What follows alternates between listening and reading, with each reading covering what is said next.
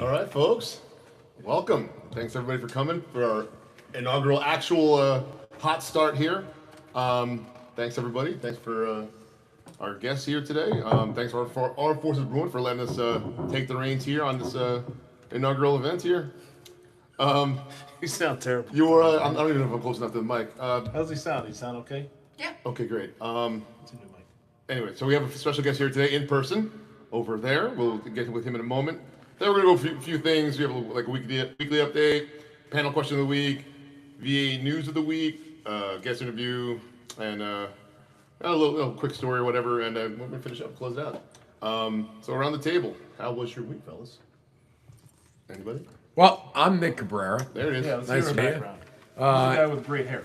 Great hair. Yes. The hair Just guy. get a caveman over there. So, my name is Nicholas Cabrera. I'm an Army veteran, United States Army Reserves. I was a military police officer for 13 years. I was in Jersey with my unit. I was in Maine with my unit. Don't mind us as we adjust fire while we do this for the first time in the first session. But I was in the Army for 13 years. I was a school teacher for a decade, working with special needs English, and now I own my own gym, Diesel Athletic Academy, where we coach kids for wrestling and strength and conditioning, and run a full special needs program. Very good. I think that is a round of applause. No. All right, I'll go. Yeah, next. Eddie, say a little thing about yourself. All right, so here's a fun fact. First of all, my name is Eddie Molina. Some of you may already know me because I know of a lot of our friends we invited, so that's new. Did a total of 10 years, most of it in the National Guard. To start, I joined in 1999. A couple fun facts. We were the first company to go to Fort Benning that was non-infantry. We were actually commo. I don't know if you knew that, Jake. That's 1999. We were the first company. And by the time we left basic training, they started bringing in females. I heard they stopped doing that shortly after that, but that is true. And I remember seeing them in formation, like when they came in after us, and I thought that was very odd. But I wasn't a very good National Guard soldier. I actually got discharged out. This was pre 9/11 days, missed too many drills. Back then, they would just cut you loose, and then I went back in 2004, re-enlisted, did it right. I said, you know what, I'm going to take my opportunity and go all the way, and OCS came up, and I decided to do that, and succeeded there. I wouldn't say excelled, but I passed everything. And then I went artillery and then finished out my time. Did a total of about 10 years between enlisted and officer and got out about 2013. And that wraps up my military career. You just leave out your deployment, huh? Oh, yes. I also deployed in 2008-9. Detainee operations. So we did nothing artillery related whatsoever. Nor should they have sent a reserve unit to do in urban area. They wound up running that prison over there in Iraq, too. There's a fun story there that we can get to some other time, I guess. Well, I don't want to put a teaser. It was, for my colleagues that are watching that know, it was Compound 5 in Camp Cropper, Baghdad, which was the high-value detainee unit. A lot of the leadership from the former regime was there as well. Playing card types? Playing cards types, yep. They were there, but it was pretty boring because what's funny is I think about Iran because like they think they're going to be in power forever. I know that's a big news thing. That's a whole separate topic, but it reminded me of what's going on now with then, because I remember talking to those old regime guys, and I thought they were kidding when they said, when we get back in power. I'm like, you guys look around you. I don't know where you're going, but it's over for you. But they really thought that they were going to be released at some point and take over the country again and go back to where it was. And that's kind of what I think Iran is now. Like they're just a little delusional. As far as the government leadership. You figure they're still detaining those people? Well, I mean, I just think that they're so absorbed with power that it kind of obstructs their common sense in a way. That's just my thought process, but I'm kind of going off on a tangent there. Nice. I guess I'll follow up. I'm Ken Molina, his big brother. You might not be able to tell, but I'm also an Army veteran. I did one enlistment from 97 to 2000. I was a mechanic. I was in third Infantry Division in Georgia at Hunter Army Airfield, and then I went to South Korea by the DMZ over there, Camp Casey, and an artillery unit, I should say. I'm a longshoreman currently, CrossFitter, semi-competitive, masters athlete, whatever you want to call it. I guess I don't have any good stories. I mean, we'll cover basic training stories, I guess, later. I have some Well, good ones there's there. a panel question coming up. Okay. We'll dive into that. Very good. Most of us here in the room, particularly us four, are involved in this VFW where we're hosting the show from in South River, New Jersey. And we do a lot of stuff for the community and veterans. We try to host events and stuff and support local, youth sports and community type stuff like that because it's kind of your mission is the VFW. And obviously the veterans and their families and hopefully get people connected with service-related stuff, the help they need, and hopefully whatever percentage that's they're entitled to. As Uncle Sam got their piece of them, get their piece back. I guess I'll make that short. And that was that for me. Tyreek, can we say the word? Sure. I'm Tyreek Robinson. I was part of Air Guard. I did 8.5 years in there. I deployed in 2009, 2010 to Baghdad. Was over there for about 7 months or so. I had a job prior to that, working with DDR program, which basically helped out. We were counter force for DEA and FBI, state police, all that good stuff. And halfway through deployment, got a call saying, "Hey, we're not going to have any jobs for you because the new governor in New Jersey was cutting the budget."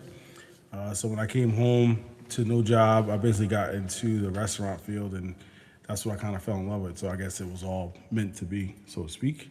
I got out in 2013. So actually late 2012, early 2013, that's when I kind of got out of the military. And then been pursuing food ever since. That's what my passion is. Also have a nonprofit to feed homeless veterans, usually around Thanksgiving time.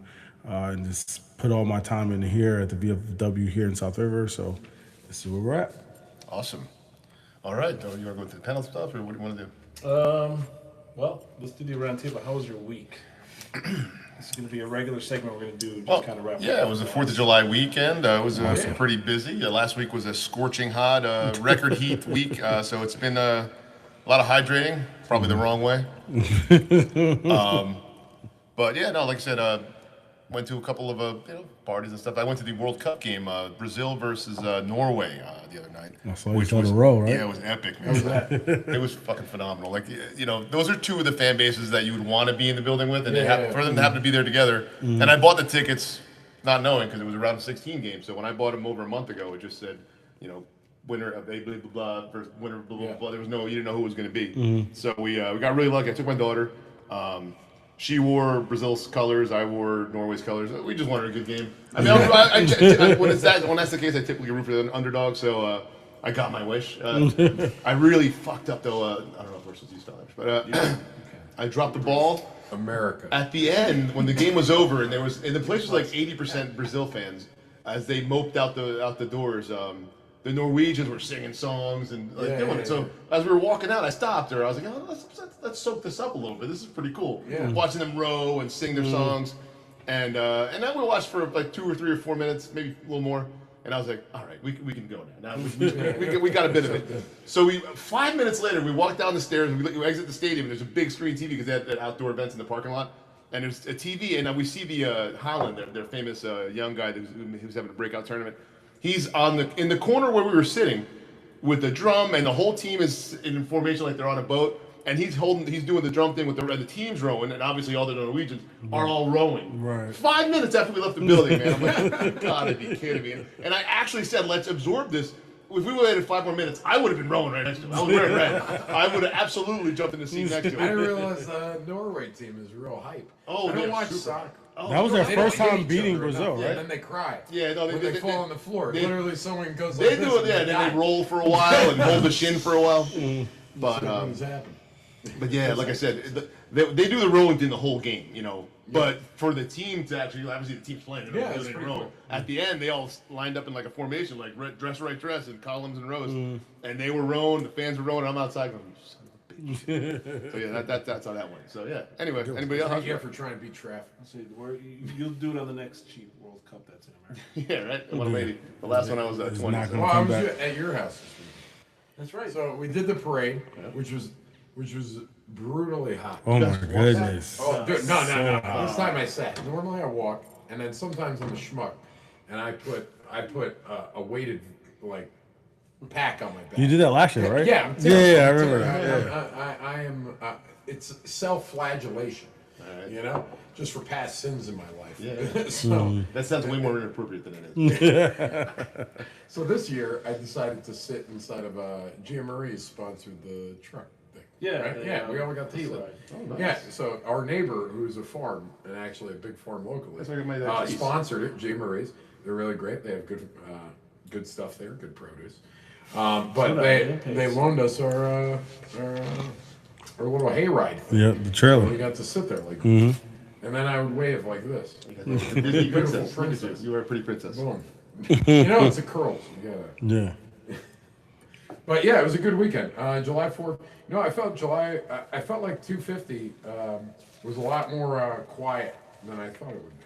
But I think the don't know weather if had it's a because they part of that. canceled everything. The weather had a part of that. You know, like we were at a barbecue and, you know, we were sitting there, we were looking at the sky and we were like, hey, it looks like it's about to storm. Then it started raining a little bit, like drizzle. The next thing you know, all this wind came, everything's flying all over the place. So I definitely think the weather had a definitely impact on, you know, this 4th of July celebration. So Yeah, it wasn't popping this week. I didn't get to see any fireworks because everything was canceled. Yeah. Everything was There were canceled. people still shooting fireworks. I heard Yeah. them all night. I get Yeah, that. there's people on the forums of Facebook were complaining. My dog was so angry at 1 a.m. You got off easy this year because of the weather. Yeah. Canceled a lot. Yeah. Sponsor canceled. Our local town canceled. But it is what it is. Mm-hmm.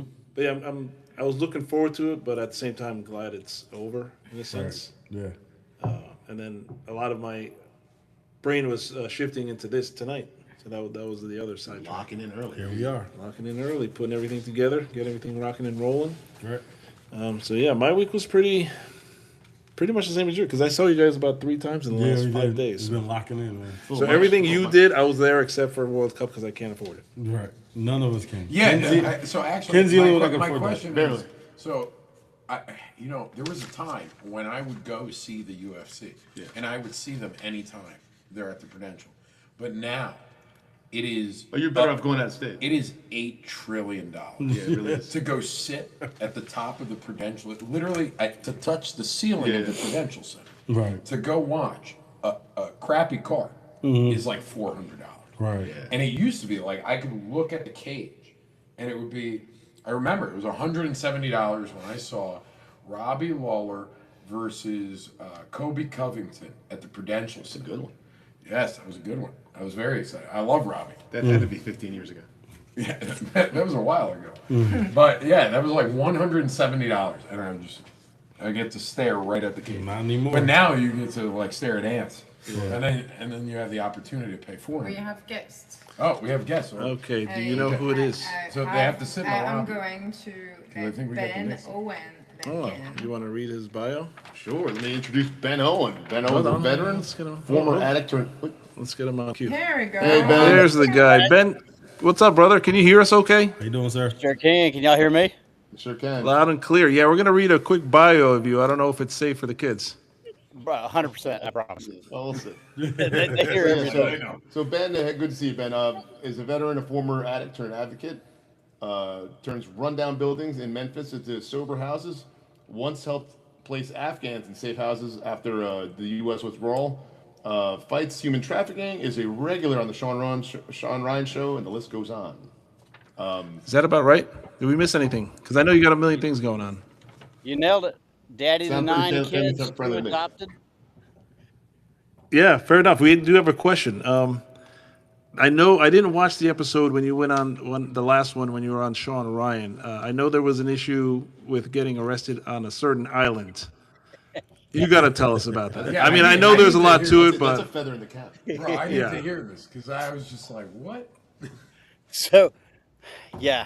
So we went down there, to try to prove Epstein's network is still alive and operating. And lo and behold, Jeffrey Epstein's property manager is running the island and lives on it still. And she kidnapped me. And it went kind of crazy. so how did you end up getting hogtied? Did I hear that correctly too? Yeah, that is what happened. The Virgin Islands police had come I in. can't imagine she did that. Like cowboy? She- Who hogtied? Yeah, so there were about 7 of them. She's got like a little army of Haitians on that island with her, and yeah, that's that's what happened. VIPD had to come in and save me. Did you accomplish anything while the time you got there prior to getting detained? No, no, they were How on. fast were you Yeah, detained? it was quick. So how fast were you detained? Was this a private security force? Yes, absolutely. So And they it still was have a pretty much- private security force, like running Yeah. operationally there? Like Well, right I mean, now? I don't know. I don't know if it was How long private ago was security this? I'm force or sorry, if I it did was not see this, Sean Ryan, but I'm gonna go watch this week. This is gonna happen Yeah. when I'm working on the shed. So what, Yeah, definitely Now, check it just out. context. So when did you end up going to the Epstein Island? This is back in April. Back in April. So wait a minute, Recently. time out. Back in April, they have a Yep. full operational security. He didn't force do any homework prior to this. Yeah, and as it turned out, they a month and a half before I was there, they kidnapped 2 Spaniards on the island, who had, I guess, their drone went down or something, and they went on to get it, and one of them got hogtied naked and thrown in a boat. They at least let me keep my shorts on. That was pretty nice of them. So Wait a minute, they get you naked and hogtied? Well, I know you have. Pay for these I know you always have something up your sleeve. Do you want to give any teasers of what you got going on? Man, so right now, the biggest thing we've got shaking is we've got a 35,000 square foot building in Memphis. It was opened up as, oddly enough, a brewery right after World War II. And then it operated as a bunch of recording studios. We've been donated that building, and we're trying to turn it into a treatment center, like a one-stop shop in Memphis where people coming off the streets, out of rehab, trafficking survivors, you name it, can come get medical detox. They can do 28-day up to 90-day residential treatment, job training. I'm trying to build a muscle car restoration shop in the basement of this place, which I think will be this kid's goofy as can be, which I think will be super cool. Trying to introduce trade skills into the hood out there. If you guys don't know this, Memphis, this time last year is America's deadliest city. We've got violent crime down by about 40%. It's still got a ton of problems, but we're making great headway. And so WeFightMonsters.org, that's our nonprofit. Check it out. I don't take pay from that. I own businesses. That's how I make my living. So every dime that goes to that mission, it actually ends up going back out to the streets where it's needed. Everything's tax deductible. And we're getting some good things done. Awesome, brother. Thank you for taking the time to call on us. We'll definitely have you back on to have a more of an in-depth conversation. Dude, absolutely, man. I love you guys, and I'm excited as can be for you. This is going to be absolutely amazing. I'm really looking forward to seeing what y'all can make shake with this. It's much needed in the space. Thank you. Absolutely. We'll talk Hey, next thank y'all, guys. Take Good, care. brother. Yeah, brother. Okay, so after that, we have Lou. Very good. All right, we're going to bring on Lou in a moment. Let's a little bit about Lou. He's a retired undercover ATF agent, author, specialized in opening stores where criminals came in and get busted. Featured on ID Channel's Operation Undercover. Lou. What's up, my brother? What's going on, fellas? You know what? I remember doing? when you and Kevin had that podcast, and you went by the name Bootsy and Sal, and I'm like, where the hell did Sal come from? And then I read your book. I'm like, okay, that's your alter ego. That's me, Sal Nunziato, baby. Now, Look at yourself, man. You can pull that. now I have a question for you regarding Sal. We actually had another question, but this one just popped off the top of my head. Did you miss Sal in some way? Because I know with your book that you've had, some issues and obviously affected the home life, and you kind of worked through and you're in a better place. But is he like your what do they call that? The Frankenstein, the guy that's the wants to come out. Is he still in there buried? Jekyll and Hyde? Jekyll and Hyde. Is he want to break out? No, that's a great question, Eddie. But no, I had to let him go totally, so that you can close that book and start a new one. What happens is when you do that for year after year and then decade after decade, that guy, he becomes a part of you, and it leads to great things professionally, but not so much personally. So when you're ready to let it go, you got to drop that guy, because he's a made up character, and you got to move on, remember your perspectives and what's important in life, and take it from there, man. So I close that chapter and I'm on to the next. So Lou, what was the most rewarding thing about being a cop? To me, the most rewarding thing for me was to look into the evidence vault and see all those crime guns that were in there that, I had taken off the streets, through undercover transactions. And, these are crime guns taken, not out of the hands of law-abiding citizens, man, taken from gangbangers and outlaw bikers and cartel members and, dirty no-goods. So to look in the vault and see all those guns that are never going to kill anyone again, to me, that was satisfaction. As an undercover, you don't ever really get to meet, victims or anything like that. You do your job and you leave town for the most part. So my satisfaction was seeing the fruits of my labor, the food that I had put on the table, essentially. It's beautiful work, Lou. Thank you. Last question. I know for every hero there's a villain. Is there anybody that got away that you really wanted to nail that somehow just you managed to miss? Man, we always said that we didn't catch the smart ones. There was I've heard that said about prisoners in jails. Yeah.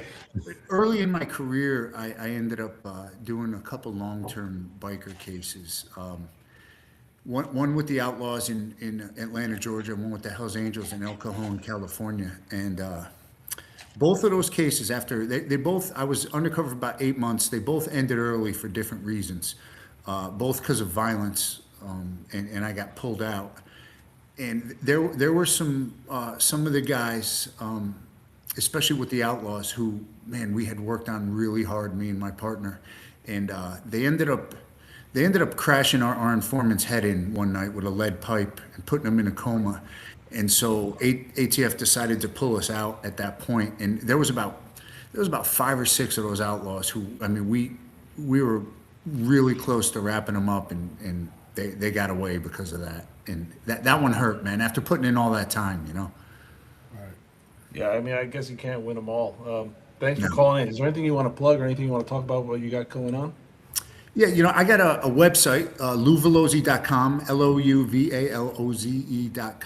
and you can buy both my books on there. My newest book is called Raycon, The Betrayal of an Informant, and it's a story of the greatest confidential informant in ATF history, who got totally screwed over by the U.S. government. He actually ended up... Sounds about right. Yeah, he ended up becoming a fugitive from justice in a crazy twist. He ended up victorious and was able to turn it around in the end. But it's just a crazy story. And my first book that you brought up, Storefront, just to let you guys know, it has been picked up by Netflix, and they're in the process of making a multi-season series called Storefront based on my book. Oh, I'm totally Nice, gonna watch man. that. Congratulations, brother. Hey, just Thank dropping a hint now. If you ever need an overweight veteran to sit in the background, sounds like a cameo. I'm your guy. Hey, Or if listen, need you the three, muscle, you got these guys here. yeah, you three look like you make perfect bad guys, man, for sure. Yeah, we'll go with that. Lou, thanks for calling. We'll definitely have you on again Thank so we you, can talk brother. more about it. I'm going to dive into Raycon next. I love the ending of Yeah, I want to read your second book. You have an that audio? storefront. Hey, listen, yeah, there's an audio, but listen, man, God bless you guys. I love what you're doing, man, and much respect for you guys, and thank you for your service. And I'd love to come back on and chop it up with you guys. Cannot wait. Thank you, brother. Appreciate you. Wait, Lou, do you read the book in the audiobook or no? Or just some No, guys? they hired an actor. So I finally got a good publisher, Simon & Schuster, for the second book, and so they hired an actor who really knows how Oh to do man, it. I don't know. You got a good voice, Lou. I'm just saying. Maybe next book you read. I don't know if I got another book in me, but I can't make up any more lies. Let's start some shit and make a story. There you go. There you go. Thank you, brother. All right. All right, brother. Good call. God bless you, Talk man. soon. See you soon. All right. Thanks again.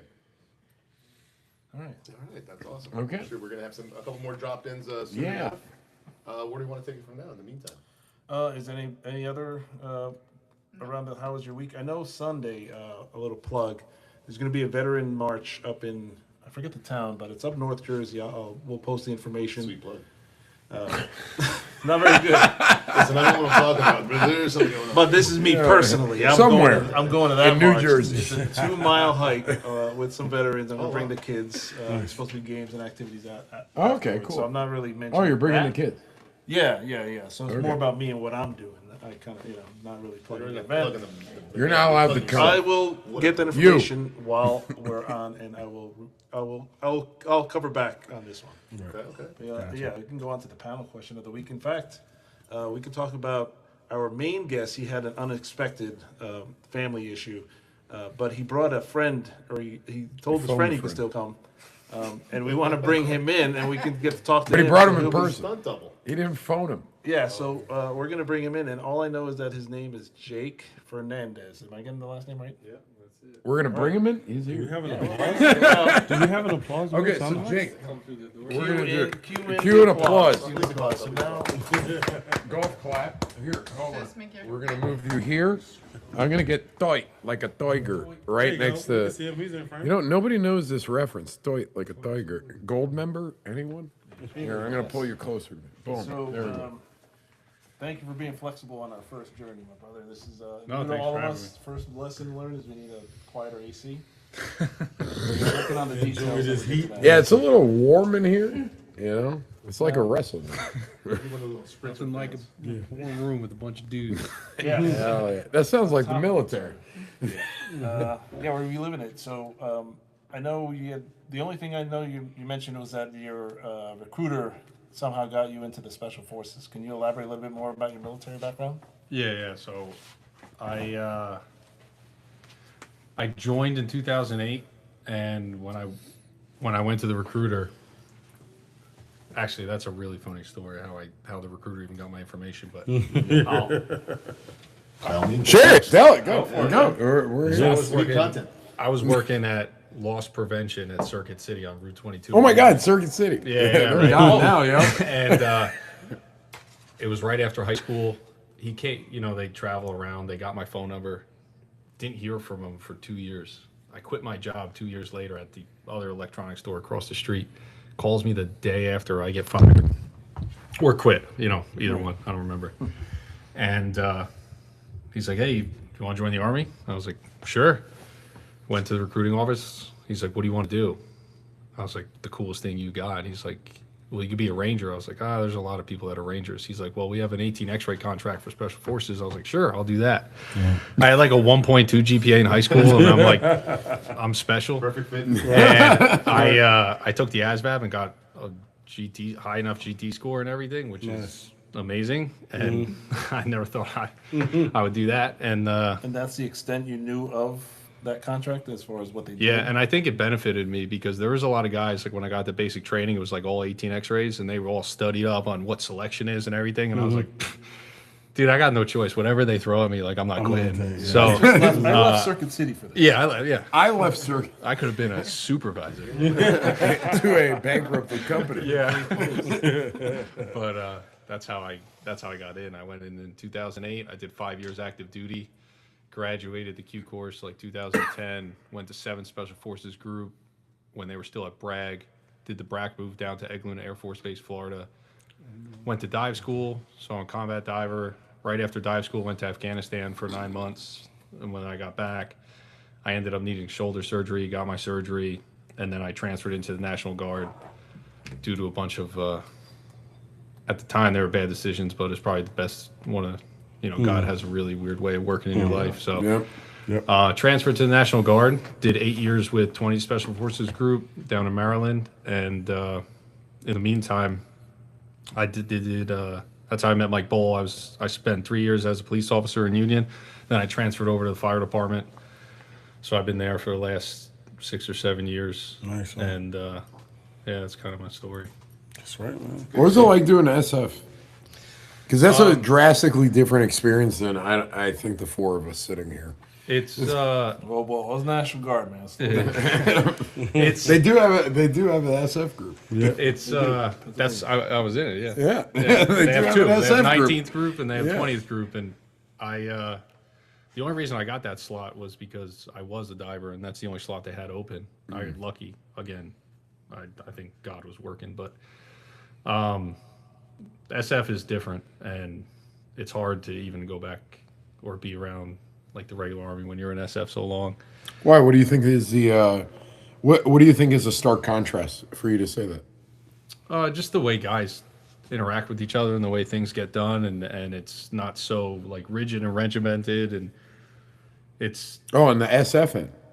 I mean, it is, but it's But it expected isn't. out of you. Yeah. Like guys aren't going to be disrespectful regardless of rank and stuff like that. We don't need to wear our rank to be like, hey, sir, stuff like that. So the rules are not the rules, but it's more lax. But there's just the way we operate is completely different. It's out of the box, and it's hard for people to understand. You'll hear the stories of SF guys going in the chow halls and getting yelled at for their sleeves rolled up, and they're like, "Dude, I just got back from freaking like." Yeah, well, you're getting know, back from doing And wild I just want things. food, and they're like, please leave and the me guy alone. the guy that's been on the base. I remember when I went to Afghanistan, I flew back one time to CAF, and I didn't know all the stuff that was there, and I show up and like guys are walking around in civilian clothes and like they're going to Burger King and shit, and I was like, what the fuck is a Burger King? What the fuck is that? I was like, I'm in the fucking desert and like in the middle of nowhere, but. Jake, we're gonna cue in Yeah. our guest here, Mr. Murphy. You can join in. Another drop in. We welcome Steve Murphy, a retired DEA agent assigned to hunt down Pablo Escobar, the world's most notorious narco trafficker, as retold in the Netflix series Narcos. Now hosts the Game of Crimes podcast. Welcome, Steve. Awesome. Hey, guys. Awesome stash, Steve. How you doing? Good, good. Congratulations on your new show. Thanks, you. brother. Thank you. Yeah, you know what? Appreciate Speaking of stash, have you always had that mustache? Like, I'm Yeah, assuming since I was in Netflix high is school. 100% accurate. Yeah, I feel like you did. Since I was in high school. Since you were in high school, you've had the stash? Well, You've it wasn't gotten quite the this- stash since it was dark. It wasn't white, and it was a lot of peach fuzz back then. Awesome. Yeah, Steve, I did have a question. It's great to see you again, by the way. It's been a long You too, time. brother.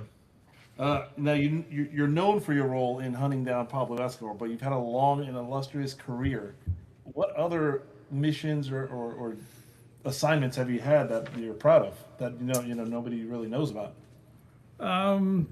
It's I'm not real big about bragging on things like that. You can I'll brag tell here. you an interesting This is story. the platform. We're bragging. Poster of Narcos on the back. No groupies. That was all actors. So I'll tell you my first undercover experience after I was a cop for 12 years before I joined DEA. So the most powder cocaine I'd ever seen was 2 ounces, a baggie, small baggie about like this. It's more than me. My first undercover mission out of Miami on a 53-foot Hatter Sport Fisherman, which I didn't even know what that was. That's one of those big fishing yachts that you go out. It's got the chair on the back and all that. We go to Turks and Caicos Islands, which I'd never even heard of. Took us 5 days to get there. I was sick 3 of the 5 days, but we had my senior partner was running this case. A twin-engine plane flew in from Cuba, came to the end of the runway in Providenciales, turned around. We're over in the bushes with the Provo cops hiding, waiting for we're working undercover, so they're expecting us. They throw out a bunch of green duffel bags. I went from 2 ounces to 400 kilos of cocaine. Wow. So 2 ounces to 880 pounds of coke. Let me tell you guys, I was addicted to cocaine at that point, just in a different way, okay? That's half a ton of cocaine. And that was your first undercover mission. What? That was the first one. Well, jumped in head first. Brother, I've been hooked ever since. I have zero regrets. What do you think Chasing is that something that like most citizens don't realize about like drugs in the United States? Like how they get here, like how this seems pretty impossible to most civilians, right? Like most normal people, they're like, what do you mean you got like half a ton of cocaine coming to the country? How do they even get it? Like can you reveal some of that stuff of like how they do this? Like yeah. You know what? Performance. Trying to stay out of prison. The only limitation is right here. If you can be creative enough to come up with the idea to do it. We've seen everything from the narco subs. And one of the newest,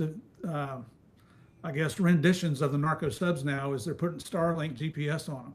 So these are autonomous submarines that somebody's sitting in Colombia and some nerd sitting in a room running the controls, unmanned submarines heading on up. That's the latest thing. Wait, a submarine? Homemade submarines. Homemade submarines. I saw one in Puerto Rico. Pretty neat. It was 3D printed. So I guess the current challenge is how to trace it back to the operator and actually connect somebody to that. Well, typically that would be informant information. Understood. I don't know though. I mean, they may have the technology now to trace it back. I don't know. I've been out of the game since 13, so all I know is what I read and the war stories I get to hear from the heroes out there still doing the job. So what are you up to currently? Do you have like not like a, I don't know, charities you do, speaking? Like what do you do? We do. So we got our podcast, Game of Crimes podcast. That's right, Our yes. 6th year on that. Javier and I still running DEA Narcos. That's our worldwide speaking business where we come around and tell the true story about Pablo Escobar.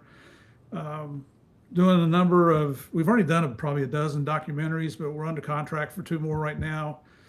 We just, you guys will be the first show I've announced this on because it's not finalized yet, but we pitched exclusives on your first show. How about that? I wish you had a drum roll queued up. Not that big, but we've petitioned DEA for a TV series about DEA. It'll be the first one of its kind. There's been another TV series out there about DEA, but it wasn't the real DEA. Like traveling with them or like a dramatization? No, it'll be real life. It'll be a docu-series type thing, having That's cameras, Yeah, that's dope. cameras on operations, talking to people. I told our mutual friend Lou Velozzi that if you need or are looking for an overweight veteran to be an extra in the background, This will be recurring theme. I will be a drug dealer. That's fine too. he does take He the could be I'll do Pablo it. I'll let Escobar. the hair down, you know, If you need like a caveman type commercial, blowing he's your in man. the. They can blow me up in a. Well, look, it's fine. You know what? Be careful with Lou, man. I mean, that's he's kind of sketchy, you know. That's why I can relate to him. I know the type. I love it. Thank you. We can find Game of Crimes on all major streaming platforms. Is there anyone in particular you like to direct people to? Yeah, oh man, I'm trying to build YouTube. I just started it less than a year ago, and I haven't even hit 4,000 subscribers yet. So, if you folks can go over and hit me on got one subscribe here. on YouTube. Got one here too. We're gonna do it right now. You got 3 right now. I imagine you're on Spotify as well. Spotify as well. Say I again. imagine you're on Spotify as well. Spotify, Apple, almost anywhere that you can hear audio. Roger. Great. Love my Spotify. A lot of stuff going on. We got the Lost Clipper, where we're trying to find the remains of 15 Americans that disappeared in 1938 over in Micronesia. That thing's still going. A lot of charitable events that we're supporting. Life's good, man. I'm loving retirement. That's Beautiful, awesome. Steve. Thank you. I'm Thank you so loving much for seeing dropping what in. I'm loving seeing what you guys are doing to support the veterans. Not that, just so you know, I don't drink alcohol, but my friends do. So, you know, if you got a case or two that you want to send my way, I'll share. Roger that. That's right. Absolutely. Too easy, Steve. Thank you, brother. Appreciate you taking the time to give us a buzz. Man, I'm honored you guys had me on the show. If there's anything I can do to promote you, I posted a little bit on Facebook for you just to see if we could I appreciate that. play tonight. Thank you, Steve. Thank you. If we can get you back in here one time, get a little deeper dive into your history and some of those Escobar stories, we'd love it. Yeah, I want to hear about Escobar. I'll be honored, brother. Be honored. Very Thank good. you. Awesome. All right. Thanks, brother. Y'all have fun. Thanks again. Bye-bye. Nice sound effect. Back All right, at that it. was a great check-in. I did want to circle back to what you were saying about like the change of environment, how it was kind of culture shock. I saw that in the National Guard quite a bit when we had active duty guys come to the unit. They were like, "What the hell's going on here?" And I know Ken. I was that personally- guy. I dipped my toe in that pool, and I just I said, Oh, in the National Guard, you were in. yeah, they gave me like a try one thing when I got out. Yeah. and I did like a handful of show. I showed up. I stopped showing up, to be honest. But I was young and dumb and probably should have finished out that year. But No, I just could not. I could not assimilate. It was just too different culture. Even coming from a regular Army, you know, I guess you might say like a pogue, a mechanic in the Army. You know the people out of uniform. And, Well, I you know, think- you know. I think the reserve and the guard is like you're still a civilian. So like there is this like you are juggling these two types of personalities at the same time. Sure. And then because I was always in the reserves. So I didn't do the active. I left a lot because like so here's the thing. If you're good at your job in the reserves, they will send you everywhere and anywhere you want to go. So I'm just telling you, that can happen. But I used to meet a lot with like the active duty, and then the intensity of the active duty versus like a reserve or guard unit, where sometimes they will be intense. But like, what's like the special? You keep expressing this part of like, you still had some like informal parts because you guys are sharing actually really difficult things. So like, can you explain that relationship a little bit more about why it's different than Like regular Army? Yeah, because you said you even had a hard time connecting with some of the regular Army guys. Well, it's just a different lifestyle. It's the lifestyle. I So mean, you're what's just- the lifestyle like for a day for a You're- typical SF guy? So can you take us through a day? It's the thing that I loved about being on a team was like everybody was doing their best all day, every day, and no one's bitching and moaning and making excuses and like you never want to be the guy that's going to sick call. Like you never want to be the guy that's like, oh, my foot hurts. Like that was like the worst thing. And like now I'm in the civilian world and like just being around all that shit. It's like What's that like? So now this is an even more drastic transition. Yeah, it's because I feel you on the civilian. especially when I was in the National Guard, I'd go to like drill or deployments and trips and stuff, and then I'd come back and like listen to cops or firemen just bitch and moan, and you're just like, oh, shut the fuck up, dude. And about stupid shit, and the bond you have on a team with everyone's going through the same thing, like anywhere in the Army, right? You get deployed with whatever unit you're in, and you're stuck anywhere. That's the bond. That's what builds the bond between you guys, is that you go through the same thing and you have the same experience or similar experience, and then you carry that with you for the rest of your life, and that's why you have a bond even with other veterans. Yeah. And I really don't care. I don't care what anyone did in the military. I don't really care that I was a Green Beret. Like, we're all veterans. Everyone served their part. You're the 1% of the Americans that signed up, and that's the reality of it. And I really don't have an ego about it. I used to when I was younger, obviously. But as you get older and mature and stuff, you realize like everyone just does their own job. I didn't know what I was doing, to be honest with you. And people ask me, "Oh, like, did you plan?" Like, I didn't plan anything, and I haven't planned a thing in my entire life. I got a question, just particular about like dive school. Like, what was that like? So was it like a tough thing to do? Dive school is the hardest. It's the actual one. It that had the the SEALs go through? reputation of like the hardest school in the military, and Right. it's, to me, it was the hardest school that I've been to in the military. Right.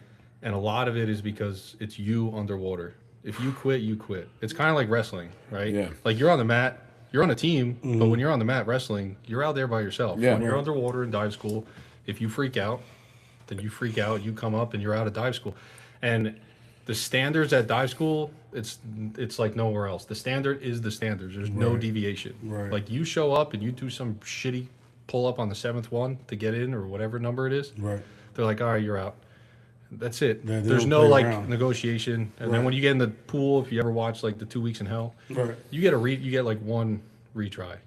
And if you fail, they're like, all right, see you later. That's it. And we started, I don't know, 80, 90 guys. I actually went to one of the cadet classes. So when you're in ROTC, these kids are in ROTC, and I didn't know this until I went, but when you're in ROTC, you get an opportunity to go to certain schools in the summer. So a lot of these kids, they're 18 years old. They already went to selection. They went to like airborne. They went to freaking dive school and they passed.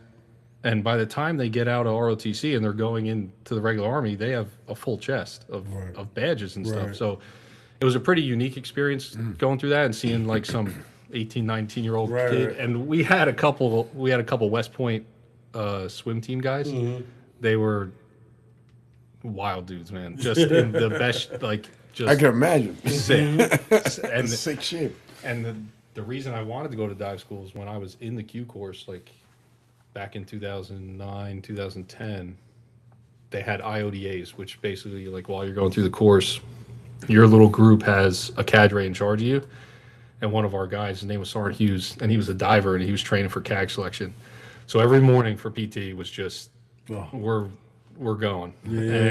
But it made us, you know, it made us into who we were. Absolutely. And when I got the 7th group, I went to 1st Battalion in the Sergeant Major, and the Major sat me down. They're like, all right, do you have any interest in going to dive team? I was like, hell yeah. I was like, I'll go to dive I'll school. do it.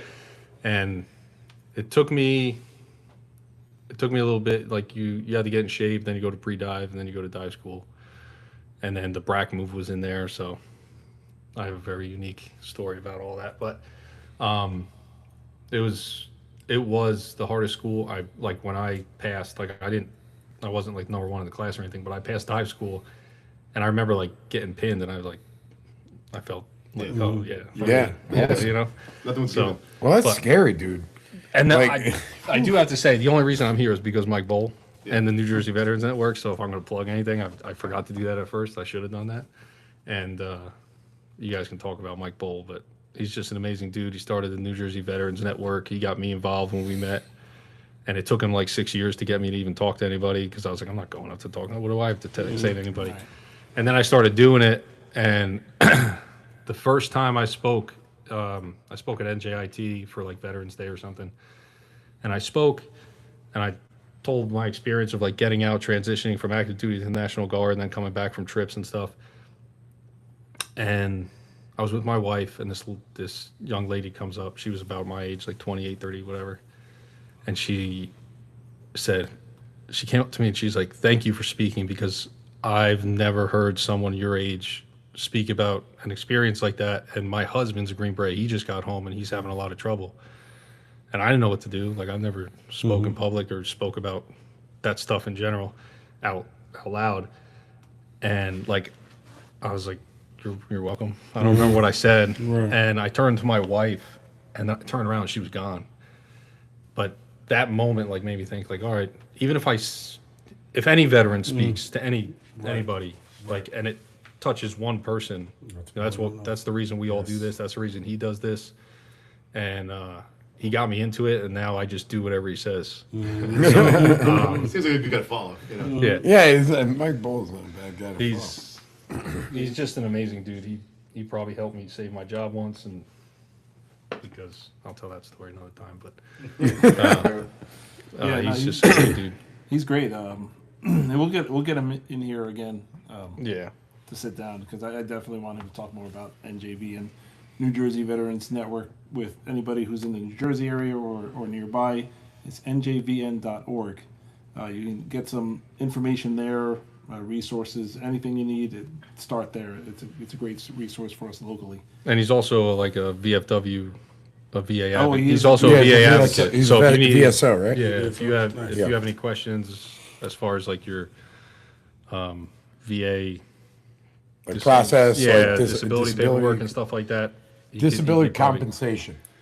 Well, that's a big pillar of the whole reason we're doing this podcast is getting the awareness out there and connecting people to people like Mike and others. There's lots of them out there. And a lot of people, you know, like you said, they bottle this stuff up and they're unaware of what the services available, you know, and the compensation available and all that stuff. So we're trying to get the word out, trying to, you know, it's getting pretty normalized for people to pursue that. But the more we do it, the more people will reach out, and you know, that's part of our mission. Yeah, and actually we were planning on talking about that. We had a segment for Mike because he's the VA expert, but Yeah. none of us are. So we're gonna skip that one for today because none of us are really as knowledgeable on the subject as he is. So I do want to move on to our panel question of the week. That it's going to be interesting, and I know I presented to you guys. I didn't mention it to you because obviously everything was last minute here. But the question for you guys is, what is one of your most memorable moments from basic training, both good or bad? Shifting gears. I guess I can lead. I've told this story sir. a million times, but when I was in basic, I was, you know, I didn't have any people to mentor me as far as like, don't try to be high speed. They're not going to get a medal or promoted or anything for what you're going to do in basic training. So just like kind of just be in the background, like be like a wallflower. But I was, you know, I was kind of on bear, and I was trying to be hood and stuff, and really just maximizing my you know, status there. But I was on fire guard one night, and I had the unenviable position of being the guy who's got to wake everybody up, you know, 45 minutes before lights on to do the cleaning, you know, buffing the floors and all and whatnot, clean the bathrooms. And obviously getting people out of bed, you know, when they're exhausted is difficult. Most guys obviously get up and you know, wake them up. you know, you tap on them and they start getting their bed together and stuff. So I go around the barracks and everybody gets up, and sure enough, there's going to be a couple guys that, you know, want to get that last couple winks. And the last one, man, he just would not get up. I'm like, bro, you got to get up. He's like, get the fuck out of here, get away from me. I'm like, no, everyone else is up. We're not going to clean for you. You're gonna grab the buffer. You're gonna clean the toilets. You're gonna do something. You get out of bed. He's like, fuck you, get away from me. And now I'm shining the flashlight directly in his face, and he's like, if I go, yeah, I forget how he threatened me, but so he gets out of bed and he grabs the flashlight, and I was like, and I'm left-handed. It's in my left hand. So he's like, no. I'm like, oh, you're gonna give me the flashlight right now. I'm like, you're out of bed. Just do what you gotta do, you know. And he just had this determined to take this flashlight from me. And I was like, what are you going to get back in bed with the flashlight? You're up. And he just wouldn't listen, so I headbutted him. And, and then, like, the moment I headbutted him, he released the flashlight and started fixing his bed. I was like, whatever, so I moved on. You'd be like, this is how we resolve confrontation. Yeah.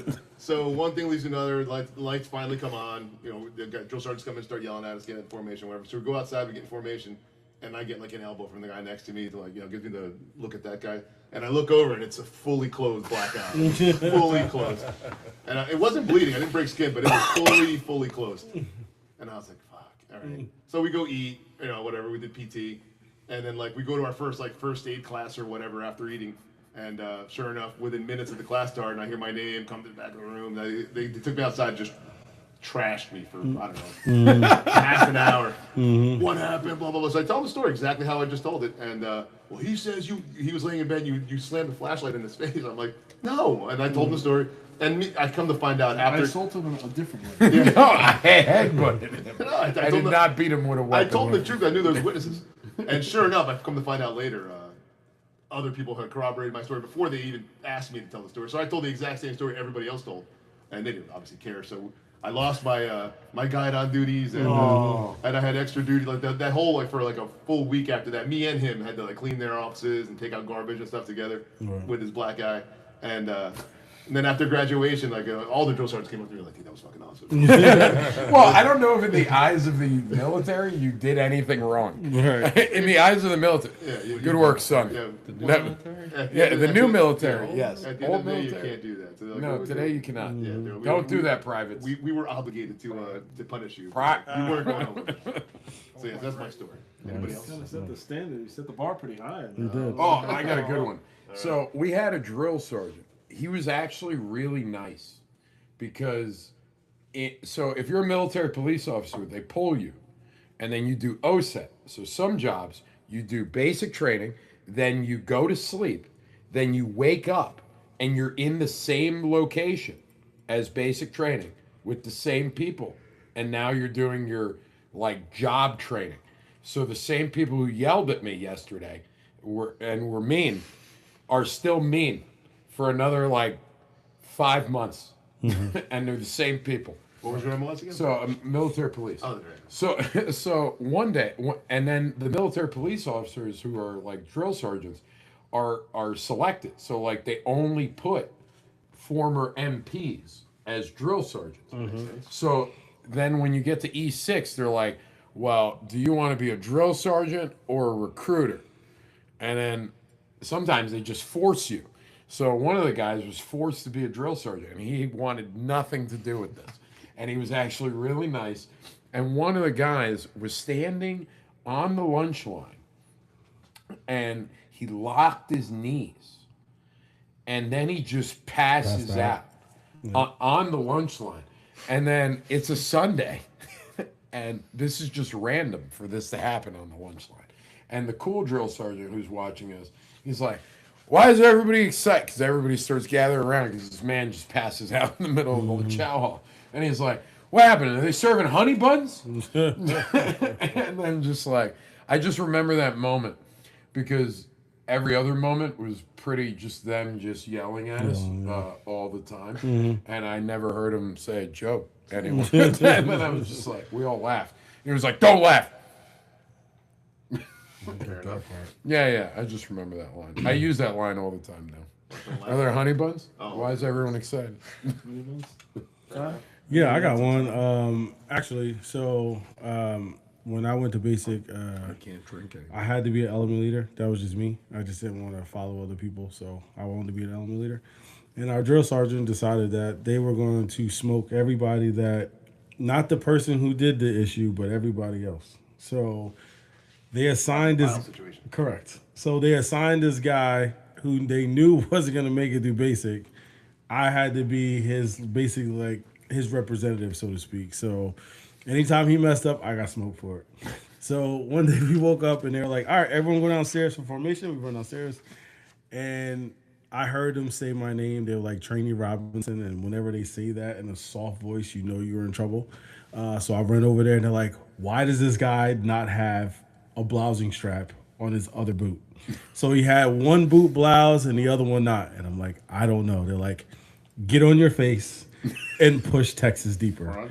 So I'm sitting there doing all these push-ups. They tell him to run upstairs to find his blousing strap. He comes back downstairs. He's like, I can't find my blousing strap. At this point, I can't even do any more push-ups. And they're like, all right, you can't do any more push-ups? Go on your back, flutter cooks. So I'm doing flutter kicks now. So then they run him back upstairs. He runs back downstairs and he's like, I can't find my blousing strap. So they make me do push-ups again. They make him get in front of me, get on one knee and say, I'm the reason for your pain. I'm the reason for your pain. So, Yeah, it so was. like, okay, so we're going to medical now to get all our shots and stuff. So they get us all together. We get there and they go, Robinson, you're not going to believe this. And I say, well, what happened? And they said his blouse strap was on his leg the whole time. Oh my God. Underneath his pants. I was furious. So that night, when everybody went to sleep, I woke him up. And a headbutt. I said, let's go. We're going to the latrine. You're going to do all them push-ups and flutter kicks that I did. And then that was the end of it. But needless to say, he didn't make it out of base training. And they knew that. They just wanted people to He didn't be make it? responsible. Really? He didn't make it. He didn't Everybody make it. who I went through made it. Yeah, They all he made didn't it. They dragged them Nah. kicking and screaming. I think we started with like 50 people. We probably ended with like 40.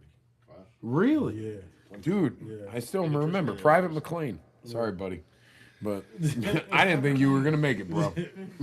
I mean, they do whatever they You can did in the military to not let people fail because it's more money on them. Like, they'd rather pass you. Well, they need bodies. Again, what is it, 1%? Like, there's like barely anybody that joins. So they're like, no, you're going. Okay? You can hold the gun. Yep. Eddie, what about you, bud? I got two, and they were both in reception. Believe it or not, it wasn't even basic training. But one, I don't know which one to go with. One is one's kind of gross, and the other one's kind of funny. I don't know which one's you guys. Gross. wanna hear. All right, Gross. so we get off. I was leaning towards it, but you guys can take responsibility for it. So we get off the bus. They shuffle us in this giant classroom. They make everybody, the same routine. Make everybody dump your stuff, get ready to contraband. One guy had a VCR tape on. VCR tape. VCR tape, and there's about 100 people in the room. So the drill sergeant takes out the VCR tape. He looks at it. He's like, "Family picnic." What? I see about that. No. And it was an auditorium where they had like four of those giant box TVs everywhere. Oh my God. And they plug it in, and you can see everyone's kind of like getting comfortable, like they know something's coming. This is not going to be. This is not a family picnic. So they punch it, they put it in, they press play, and sure enough, it was people sitting around the table grilling. I was like, all right, so it is a family picnic. So VCRs, you have the two fast forward. You have like the super fast forward and the quick fast, where you can kind of see things moving fast. Yeah. So they hit that one. I gotta get to the good part. So as they're slow fast forwarding, it turns from a family picnic to a POV shot, I believe they call it, of himself beating off. Oh my God, that's so- girlfriend. By Of himself? Of himself. Of himself. Yeah. He had a VHS tape of himself. Of himself. And Wow. everyone blew up laughing, like the place just like an uproar. That's like, crazy. and then at some point, like the drill sergeant said, like, "Oh, we gotta." They pulled the thing out, and they threw it across the room and shattered into 100 pieces. They were like, "Stop laughing!" Even after they were laughing. I'd be so confused as to why you brought this. I'm trying to see your girlfriend from back home. It's not even Smashing out. a. This is you, and you taped over your family picnic. Exactly. Your nana's gonna be dead in no time. You're beating off with it. Oh my God, that's Sorry, I crazy. told you it was gross. Yeah. So The other one was briefly just a guy. We saw a guy go AWOL during a reception. I was on fire guard. We were on like the catwalks, and it was like 2 a.m, and he gets on the phone, We don't know what he's saying. He just hangs up and runs off to the woods. Wow. We didn't know what to do. We're like, should we chase him? Like, they didn't give us any training. They didn't tell us what to do on firecrackers. Jake, I There's no assume you fire. have some type of experience. The only thing I one time it was I went through basic training in the winter in Benning, and it was like freezing cold one day. And you know how they give you that like really thin, like almost Under Armour type, like that silky Yeah. long sleeve shirt. So I was like, oh, it's freezing. So we're going to the range. So I put it on under my t-shirt and I like tucked the collar under. I was like, oh, I'll never see it. Oh, sure as shit. He fucking They see drill everything. sergeant saw it. He's like, low crawl. I low crawled the entire range, and I made sure I did it good. And I get up, and he calls me over, and I go over, and they're eating like fresh Church's chicken with like Dunkin' Donuts hot coffee. And I just remember staring at him and like looking at the chicken and like I was like, damn, dude. And then that's really it. That's like the only time I was a gray man mostly. I was That's saying the the move, rest that's the the rest move. of basic is pretty much Right. you're just going through the script and just following what You goes. just shut up. Every and once you in a go while do it. something goes off. I will course. say I was never fired. So I was in a position I was 4th squad leader and then became platoon sergeant. They And usually never drum up some fired. reason to fire you. I know, Yeah, and I fired for whistling in the so bathroom. I ended up platoon honor grad at the end because the drill sergeants and the drill sergeant Rice told me this because he was cool with me for the most part, and he was like, we realized that you were platoon honor grad because you actually scored high on everything, and then we also never fired you. We forgot to fire you. And I was like, Find some reason. oh, sweet. Sick. Yeah, dude. Everybody messes up at some point or another, so they gotta find Yeah. something. Yeah, I was also surprised because I'm sitting through halfway through, and I'm like, wow, I can't believe I'm still the guy in this position. This is crazy because they make up weird things. Yeah. It's just, so anyone who wants to join the military, the trick to doing basic is that it's all fake and they're just screwing with It's you. just a show. It's literally just a show. Like all these people are normal people. You'll hear them in CQ because they're talking because they don't want to be there either. It's a shitty job to do being a drill sergeant. It's 24 hours a day. Yeah, Like also, it's like, hard. there's no cheat code to getting through it without getting smoked. Like, No, you're no, you gonna just find get a reason, smoked. you're gonna get trashed. for something. Acceptance, deep acceptance. Just I would say the drill sergeants also just as fucked up, if not more. yeah, they're wild people. They were hooking up. Some of them. That was the thing too, dude. All right, hey, listen, before we crazy. wrap up, let's get We got is that Mike Bowl? Ring shows good. Oh, he's coming in, Mike Ball. Yeah, I sent him on. Hey, There's the guy. Hey, what's up, guys? Well, Hope everything's safe at home, brother. Yeah, no, everything's good. Just we had a little scare, that's all. So, and Everything's okay. We did hold it down. And we jumped. no, over the I heard. VA. I got a little jealous. That's why I called in. Jake's really been kicking it in turbo there. I got to make sure that you guys like me a little bit more than him. I can't have that. Well, we all assumed that Jake was an expert at like the VA process, so we had a big segment where you were going to talk No, about it, but I he's heard just it, like I heard us. it. But He just we'll said- save it for the next time. Yeah, Jake's an expert. He goes, go to Mike. That's his expertise. That's my plan. You don't want that's I'll say no that. one wants to hear my VA. yeah. Yeah, no, I give the VA some slack because I know they're trying to serve everybody, and the most people that work there aren't as passionate. So that's why I push the nonprofit so hard, only because the ones who do it, they are passionate about it. You just got to find the right one that fits for you. Would you Yeah, agree with that, and expert? exactly. Yeah, it's like the VA. There's not all evil people that work at the VA, and they do have a heart. They want to make differences, but they're overwhelmed, and I think that's really where the big problem is, where they're just denying claims instead of really just looking through them thorough because they have a huge caseload on their plate every day.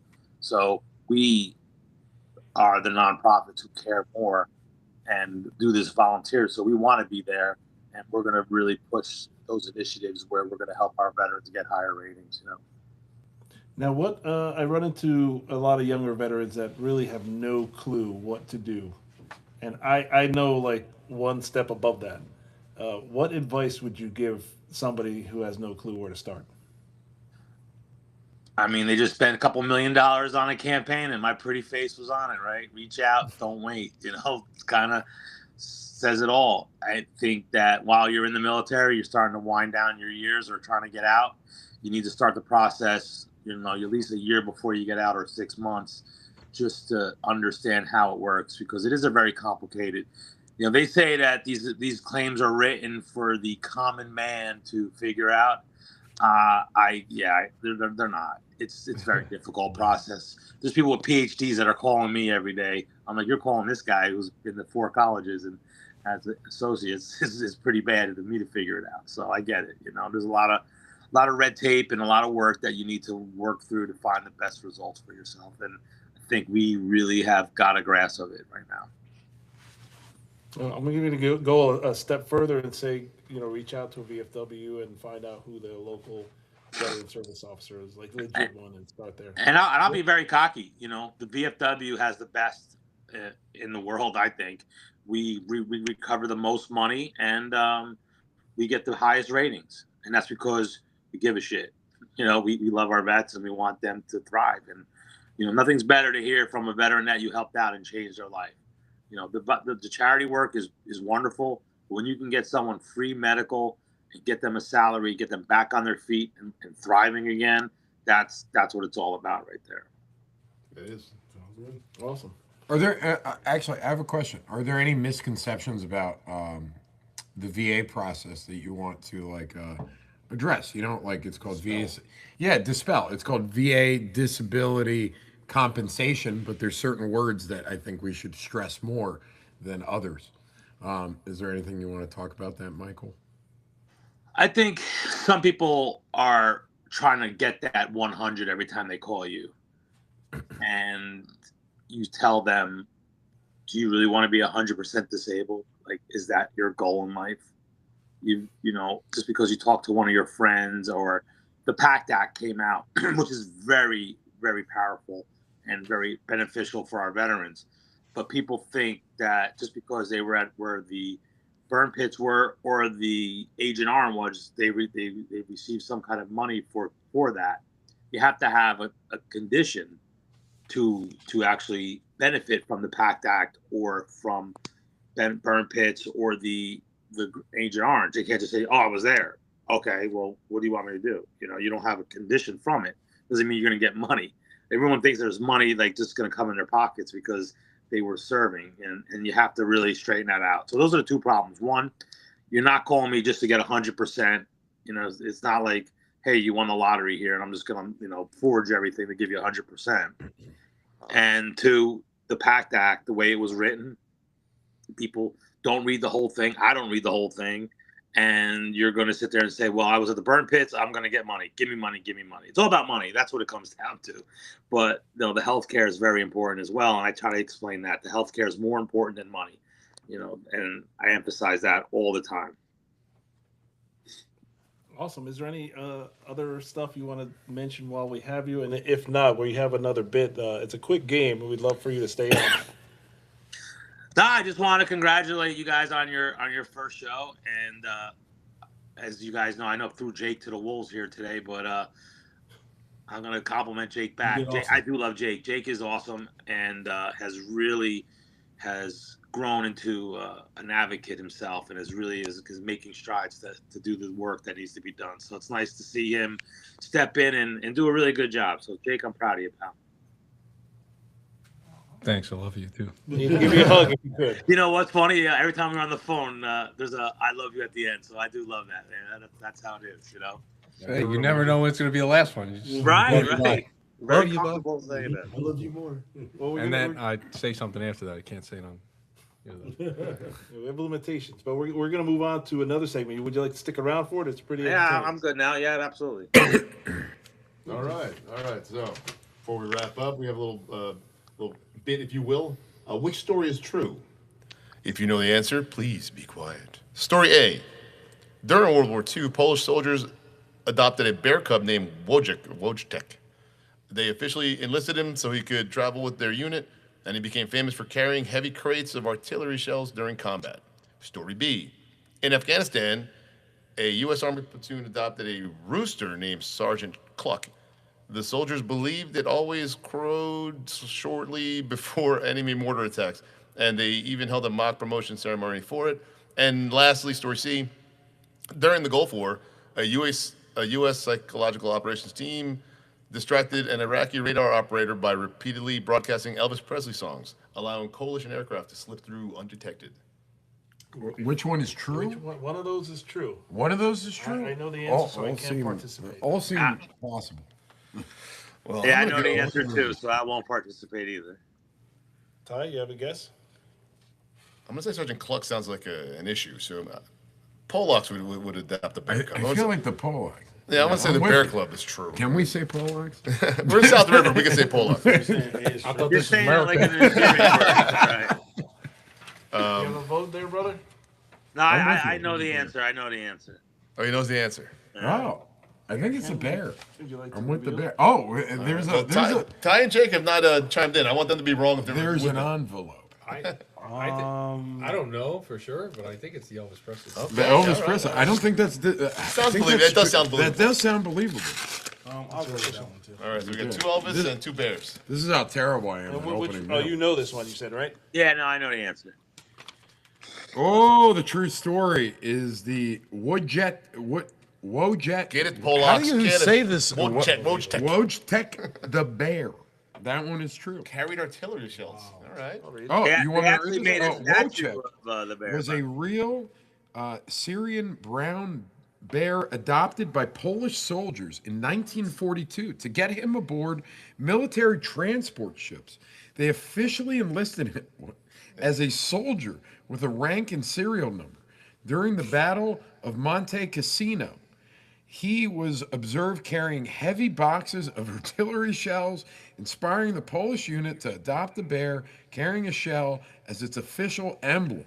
After the war, Wojtek lived in Edinburgh Zoo, where many of the soldiers who had served with him came back to visit him for years afterward. That's kind of wild. Yeah, an apex predator on my boat. I'll Yeah, pass. Syrian brown bear are very docile, apparently. They will not maul and eat you. We're going to get one as our mascot for this A podcast. Syrian bear? A Syrian bear. You know what? I'm down for a Syrian bear. Appreciate that. So, yeah, I think we're going to wrap this up. Thank you, Michael. For each of us in the panel, what's the one thing you guys want the viewers to remember this week? Remember, we're here next Wednesday at 8 o'clock. Yes. Fair enough. Awesome. We're going to keep our mission here for the troops and their families and the community at large, as we do. Wait, we have Lou. Ah, Lou Pimmer. Oh, Lou. Do you want me to So, let him? Yeah, let him squeeze, in. we can squeeze in, Lou. Maybe we can meet. Whoa, we got. there we Whoa, go. look at this. Okay. Everybody's on there. Now we just- got the full thing. It looks like the situation. You just made the cut, brother. We were almost about to wrap this up. What's up, Lou? Wow, wow. How you guys doing? Good, man. I'm better going to now. read your bio just so everyone knows. I know you well enough like a brother from the West Coast that I've never met in person. Former undercover cop, veteran, author, entrepreneur, and actor. Many know you for your role in several episodes of Breaking Bad. The question for you, my brother, is with all those hats you wear, which one do you want to be remembered by? I want to be remembered as having been a great father. That's it right there, bro. There you go. Hell yeah. Amen. That's it. You know, Go. that when they say who was Lou Pimmer, he was a hell of a father. He was a leader of men and women. He was he did the best he could, and that's what I would remember. Everything else is just part of what helps make up who I am. You know, and I appreciate you guys being there. I appreciate you guys supporting the troops, sharing stories. Congratulations on the show, and I look forward to checking you guys out and wishing you guys much success, man. Thank you for sharing my bio, by the way. You know, you can read a little bit about it in my book as well. The book is called Breaking Badly, a post-traumatic success story. I think everyone has a story in them, and people need to hear your story, you know? So get it out there, man. Get it out there. Yeah, now for my colleagues who are not familiar, Lou was on an undercover operation that kind of, like most undercover operations, the team has to come in and secure everybody. You were among them as always, except one went super far south that they kind of tuned you up pretty severely, right? Yeah, let's just say the buy bus went bad. It broke bad, let's just say. And I ended up having to retire from undercover police work, and which forced me to reinvent my life, which forced me to have to change. It forced me to really become someone else in a sense, you know. It led me into movies and television. It forced me to not make any excuses for any of my shortcomings, and it forced me to elevate my game, man. And I'm an entrepreneur now, own a successful business out of here. It's a national business, but I'm based out of Houston right now. And but I'm very fortunate that there's guys like you out there, your organization. I'm in the insurance business, man. I set up life insurance with retirement planning, that sort of thing. Yeah. Awesome. That's what I do, man. Yep. Beautiful. Yeah, we'll definitely need to talk about that. Thank you, brother. And I know you have the website, loupimber.com. Is that updated and active? Yes, loupimber.com. If you know, a lot of organizations often looking for speakers for their events. I'd be more than happy to be a speaker. I get booked all across the country to speak to different groups on different matters. But my main topic is life post service and how to go about reinventing your life in today's world. You know, where there's so much happening, and how to not to be a victim of your own mistakes and just become a better version of yourself, man. You know, your kids are relying on you. They're watching you. If you have kids, they're expecting a lot from you. They may not tell you, they may not say it, but they expect it, and you better step up as a father, you know. If you're a dad, if you're a mom, just because your kid grows up doesn't mean that you stop growing. That's when you have to grow up even more as a parent, because that little kid's going to come back to you with not a 12-year-old problem, but a 26-year-old problem. You're going to have to help him solve it together. So never stop growing, man. Locked in for life. Yeah, you do sound like a subject matter expert, man. We appreciate it. Thank you. Thank you, Lord. Hey, thank you. Congratulations to you guys, man. Congratulations to you guys. We'll have you on again. We'll have a good night. On again, brother. Thank you. Have a good night, guys. Thank you for having me, guys. Thanks again. Later, brother. Bye-bye. Thank Bye-bye. you. See you now. All right. Okay. There's Just got to mention 22-0. Well, we want to leave off on next week. Next guest. All right, yeah. So thanks again, everybody, for joining us. Thanks again to Armed Forces Brewing Company for making this all possible. Shout out to non-for-profit 220.org, healing heroes from the trauma. You can purchase Armed Forces Brewing clothing that benefits 220 online through the Armory 1776.com. $2 for every T-shirt sold goes directly to the veteran-led PTSD and suicide prevention organization. Next week's guests include in studio Ziza Levine, a former Israeli police officer, speaks 5 languages, mental health professional, and helps with VA Nexus letters. Watch Facebook, IG, LinkedIn, YouTube, and X. That's where you can find us. For whatever you're streaming on right now, know that you have options. You can go on YouTube. And it'll be coming up on other stuff. But right now it's on Instagram, YouTube, LinkedIn, Facebook, and X, which I kind of always forget exists. Twitter. Yeah, Twitter. Old school Twitter. Make sure to subscribe to the YouTube. We're building that out. Yes, and if you want to check out some of the work I'm doing, you can go to my website. It happens to be my name, EddieMolina.com. We have big news. My brother and I will be launching in a couple of weeks. We are working on something, but it's not ready yet. But I'm looking forward to pushing that out. Any last words, Mr. Michael? Or is he still on? Yeah. I'm still on. Just want to thank you guys. Check out njvn.org for our events. And if anyone ever needs us for your resources or mental health, call me at 973-332-1556. And email is njvn1775@gmail.com. God bless. That's awesome. We will be humping your leg frequently and having you on here as much as possible to further that cause, because it's a primary one for us as well. Thank you, boys. Congratulations again. All right, thanks, brother. Cue in the applause. Thanks again. Good night, everybody. Good night, everybody. All right. This is that awkward time. Closing time. Open all the doors. And turn on the air conditioning. Turn on the air conditioning. Fuck, it's hot.